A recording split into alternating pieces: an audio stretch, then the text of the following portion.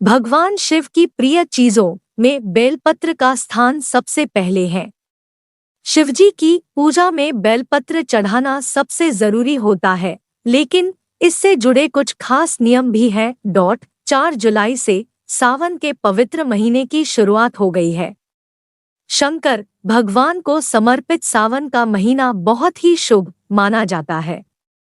इस महीने भक्त पूरे श्रद्धा भाव से शंकर भगवान की पूजा करते हैं और उन्हें प्रसन्न करने के लिए तरह तरह के प्रयास करते हैं।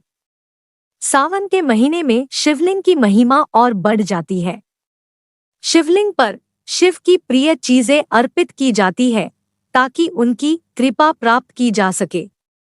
भोलेनाथ की प्रिय चीजों में से एक है बेलपत्र। बेलपत्र को बिल्वपत्र भी कहा जाता है।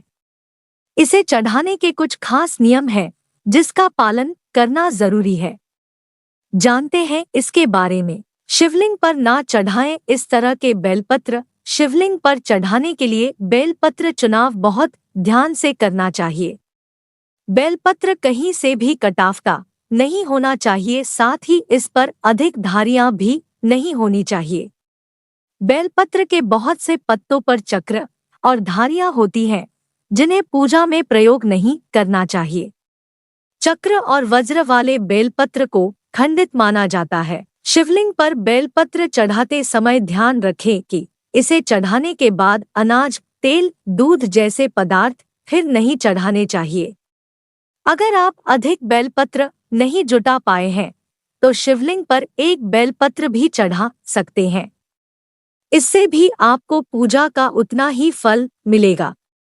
कभी भी शिवलिंग पर बिना जल चढ़ाए बेलपत्र नहीं चढ़ाना चाहिए। शास्त्रों में बेलपत्र को तोड़ने को लेकर भी नियम बताए गए हैं।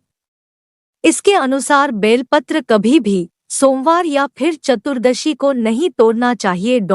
जरूरत हो तो इसे हमेशा एक दिन पहले तोड़कर रख लेना चाहिए। माना जाता ही है कि सोमवार और चतुर्दशी तिथि को बेलपत्र तोड़कर शिवलिंग पर चढ़ाने से शिवजी अप्रसन्न होते हैं। ऐसे चढ़ाएं शिवलिंग पर बेलपत्र। शिवलिंग पर चढ़ाने के लिए एक साफ और पवित्र बेलपत्र का चयन करें। इसकी पत्तियां बिल्कुल ताजी होनी चाहिए।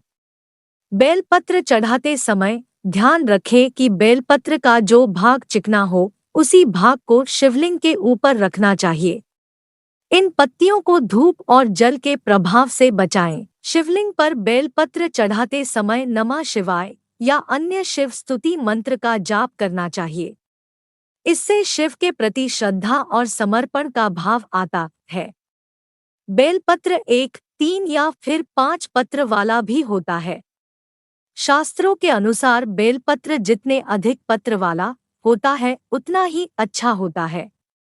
इसलिए शिवजी को बेलपत्र चढ़ाने में कम से कम यह 3 पत्र वाला होना चाहिए।